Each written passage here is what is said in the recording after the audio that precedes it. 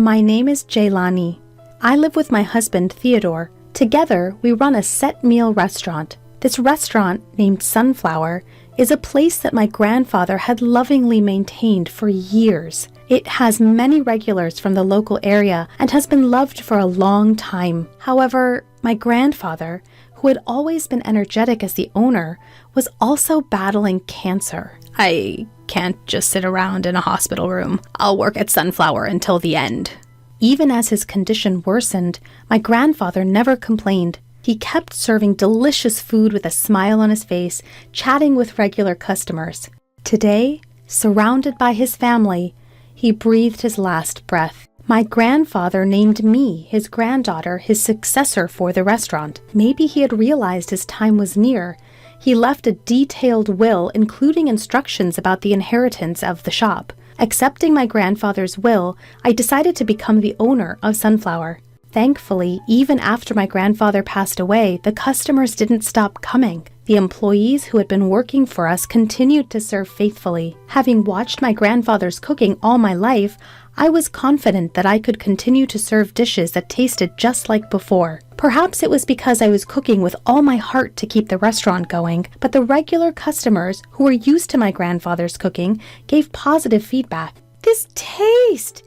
It's just like your granddad's. It feels like he's still here even though he's gone. The regulars were delighted that they could continue to enjoy my grandfather's flavors. Sunflower has been thriving just like when my grandfather was around, and I'm more motivated than ever. However, since my grandfather passed away, my husband has started to show dissatisfaction. Normally, a man would be the owner of a restaurant. I don't get why you inherited it. I'm his granddaughter. That's why. The restaurant is in my name, but we're running it together, so it doesn't really matter, does it?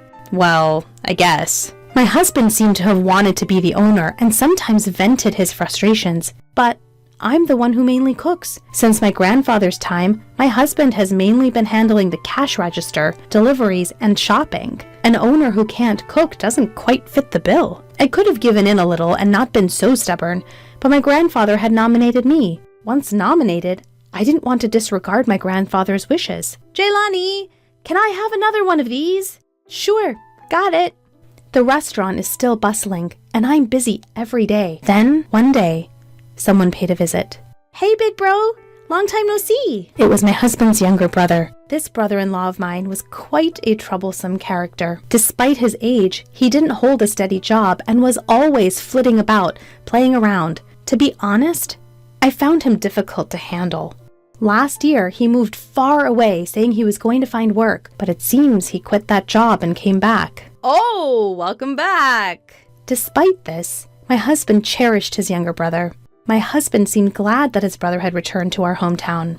I heard the old man passed away. You took over the shop, right, bro? No, not me. No way! Your wife? Seriously? A woman running a shop? That's hilarious! Unaware of the annoyed looks from the customers, my brother-in-law roared with laughter. I felt silly engaging with my brother-in-law and decided to ignore him.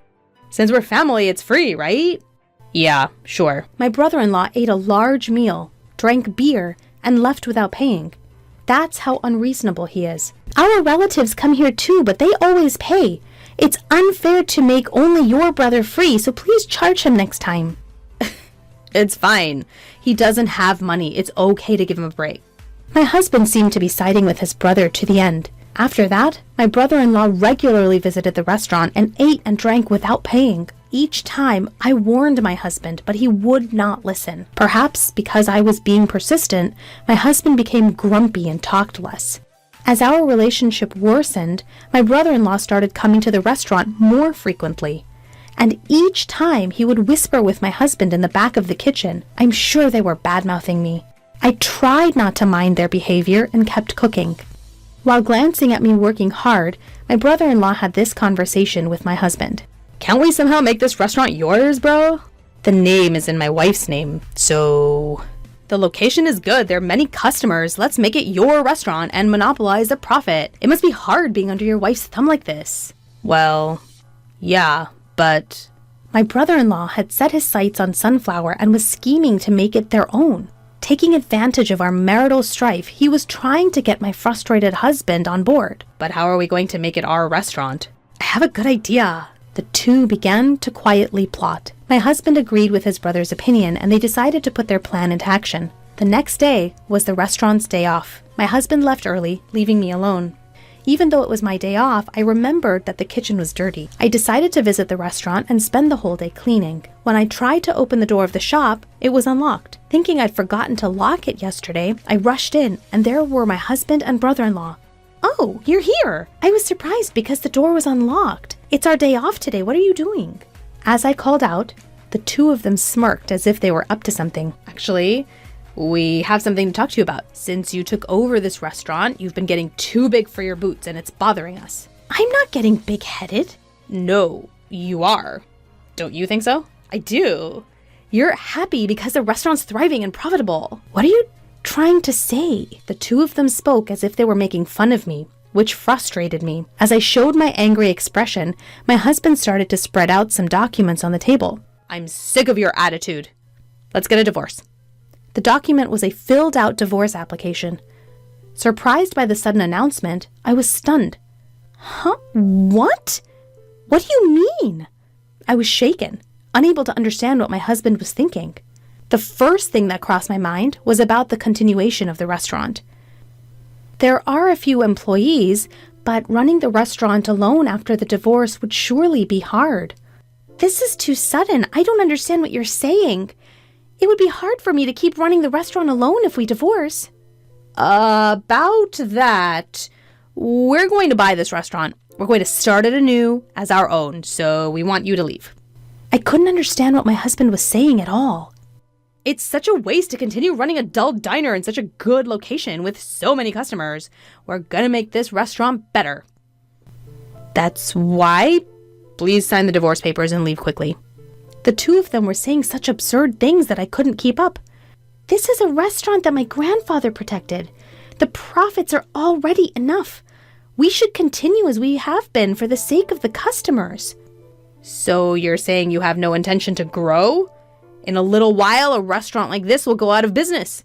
To prevent that, I'm saying I'll start a new restaurant. No matter what I said, I couldn't get through to them.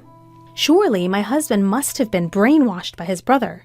Well then, we'll buy this restaurant for whatever price you want. We'll be able to earn it back quickly, so any price is fine. I couldn't stand the bullying attitudes of the two of them. All right. If that's the case, I'll sell it for $50,000. Please wait for 2 weeks while I prepare the divorce papers and the contract.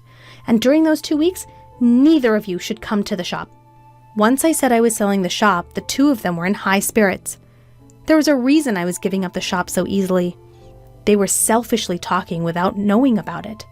In the meantime, I managed to run the shop alone. Huh? Where's your husband? Well, we're actually getting a divorce. What? So suddenly?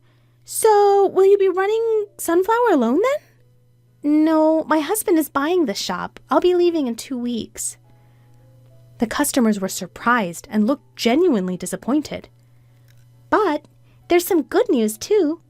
I quickly distributed flyers that I had made to the customers. When they saw it, their expressions immediately relaxed. And 2 weeks later, I presented the contract to sell the shop and the divorce papers. There are no complaints with this, right? My husband promptly signed the contract. $50,000. I'll transfer it to your account right now. So this is my shop from now on. My husband and brother-in-law were ecstatic. With them out of the corner of my eye, I packed up my belongings and left the shop. On my way to file the divorce papers, I was excited to see what the two of them were going to do next. My ex-husband and brother-in-law immediately started running the shop. We've explained the situation to the employees, and even without Jaylani, the shop should run fine. All right, let's make some money! With that, the two of them began to prepare for the day with enthusiasm.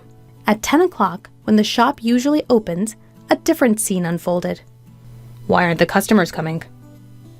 There were no customers who usually came as soon as the shop opened. The employees who had always been diligent about coming to work weren't at the shop either. My ex-husband tried calling the employees, but no one was answering. They had never experienced anything like this before, and the two of them began to panic. Rushing out of the shop, my ex-husband noticed a regular customer walking by. Hey, you're our customer, right? Huh? Oh, yeah. I've been worried because you haven't come in yet. Come on in. Didn't you say the wife quit the shop? I was coming here for her cooking, so maybe I won't come anymore. Don't say that. We'll definitely serve something delicious. My ex-husband somewhat forcefully guided the customer into the shop. The customer reluctantly entered the shop and started to look at the menu to place an order. What's with this menu? Since I'm the shop owner now, I've decided to drastically change the menu. The traditional sunflower set meals were nowhere to be found on the menu. The menu was filled with foreign words, and it seemed difficult for the customer to understand, causing a drop in enthusiasm even before ordering. Then I'll have this steak. Understood. My ex-husband and brother-in-law enthusiastically started cooking. The customer, who had never seen my ex-husband cook, anxiously awaited the meal. Hey, is it ready yet? Sorry for the wait. Finally, 40 minutes after the order was placed, the meal was ready. When the steak was brought to the table, the customer's eyes widened in surprise. What is this? What my ex-husband served could hardly be called a meal. There were only 3 pieces of meat in the center of the plate. The outside was burnt, and the inside was raw. There was no sauce or anything else, just a bowl of bread and soup. We used high-quality ingredients, so we only used salt and pepper for seasoning. We cooked it to bring out the aroma of the outside and enjoy the rare inside. The customer didn't touch the steak, which looked like a failed dish at first glance. Upon closer inspection, the soup appeared to be instant. I'm sorry, but I can't eat this. The disgruntled customer stood up, ready to leave the shop. My ex-husband was shocked that not a single bite was taken. Customer, you still have to pay. That will be $30. $30? You're joking! I can't pay for this garbage-like meal? The furious customer stormed out of the shop. Taken aback by the unexpected turn of events, my ex-husband and his brother were stunned. At the same time, they realized they were in a dire situation. Neither my ex-husband, who had barely ever cooked, nor my freeloader brother-in-law could possibly run a restaurant. They should have realized this if they thought about it, but they were too focused on making money. From that point on, not a single customer visited the Sunflower under their management. Meanwhile, I had started a new shop in a different location. It's Sunflower 2. The employees who had worked at the original Sunflower are also with me. This shop was also inherited from my grandfather. My grandfather had been concerned about the aging sunflower and its durability, so he had built a new shop in a different location. He wanted to announce the new shop once it was finished, but he passed away before the shop was completed. This shop was entrusted to me. I had not disclosed the existence of this new shop to my ex-husband. During the 2 weeks I handed over Sunflower, I advertised the new shop. Regular customers who wanted to eat my food all followed me. Thanks to that, the shop has been bustling since its opening day. We have enough margin to hire a few part-time workers. Since I have the $50,000 I received from my ex-husband, I can also add to the employees' salaries. Here, I began to offer my original dishes. To broaden our customer base, I came up with menus for younger people and even weaning food that small children could eat. This has attracted a lot of attention, and the number of families visiting has increased. While keeping my grandfather's flavors, I'm growing the shop to fit the times. The daily hustle gives me a sense of fulfillment. Meanwhile, my ex-husband and his brother were at a loss in the old Sunflower. They had borrowed a large amount of money to pay me $50,000, and now they are receiving demand letters. What are we going to do about this? You're the one who suggested this, right? Figure it out! The brother-in-law, whose predictions had gone awry, was holding his head in his hands. Then he had an idea. I've got a great plan. Hatching a scheme, the two of them suddenly showed up at my bustling restaurant during the busy lunch hour. Jaylani, please help us! Despite the restaurant being packed with customers, the brother-in-law was shouting loudly. My brother hurt his arm and can't cook anymore. We'll give the old restaurant back. Could you return the money as well? You guys took over the old restaurant, remember? You signed the contract. You need to take responsibility and make it work. I brushed off the brother-in-law's plea and was about to return to my work when my ex-husband appeared from behind him, looking pained. Jaylani, help me. Thinking he was being overly dramatic, I was about to turn back to the kitchen when the restaurant became noisy. Whoa, what's that? That looks painful. Is he okay? When I looked towards my ex-husband, seeing the customers stirring, I was taken aback. His fist was covered in a large bruise. Are you really injured? That's what I've been saying. Then go to the hospital right now. I quickly called a taxi and sent my ex-husband to the hospital. During my lunch break, I went to the hospital to check on him. When I arrived, he was just coming out, apparently finished with his examination. As I tried to ask what had happened, the two of them avoided my gaze and hurriedly ran off. Feeling suspicious about their behavior, I decided to inquire at the hospital reception. I believe a man named Theodore was seen here earlier. Has his examination finished? I came to pick him up. Please wait a moment. I had them check on the status of his examination using his name. However, the receptionist was looking puzzled. There's no record of such a consultation. Perhaps he went to a different hospital? My ex-husband hadn't received an examination. Remembering the sight of the two running away, I felt they were hiding something. I quickly set off to pursue them. A few minutes of driving later, I spotted my ex-husband and brother-in-law walking. I immediately stopped the car, grabbed my ex-husband's arm, and called out to him. I knew it! Looking at the fist of the arm I grabbed, the bruise was completely gone. My ex-husband and brother-in-law tried to run, but I mustered all my strength to stop them. Seeing my furious expression, they quickly calmed down. Why is the bruise gone? You weren't injured after all. Well, running a restaurant's hard. The old Sunflower hardly gets any customers, so we can't make money and can't pay back the debt. That's why I pretended I was injured and couldn't continue the restaurant to try to get the money back. I'm appalled. You were trying to deceive me with such a childish lie. I let go of the two.